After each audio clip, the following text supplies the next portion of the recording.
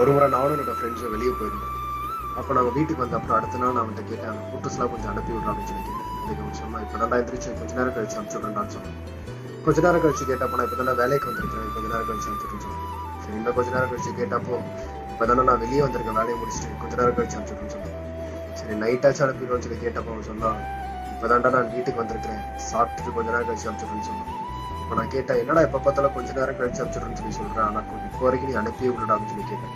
அப்படின்னு சொன்னா, ஆமாண்டா டைமே எனக்கு இல்லை, ரொம்ப பிஸியா இருக்கு அப்படின்னு சொல்லி சொன்னான். டைம் எனக்கு பத்தவே மாட்டேங்குது அப்படின்னு சொல்லி சொன்னான். ஆமாங்க, இன்னைக்கு எல்லாரோட வாழ்க்கையில டைம் ரொம்ப முக்கியமானது. ஆனால் டைம் நம்ம எப்படி செலவிடுகிறோன்றதுதான் ரொம்ப புத்திசாலித்தனமான ஒரு காரியமா இருக்குது.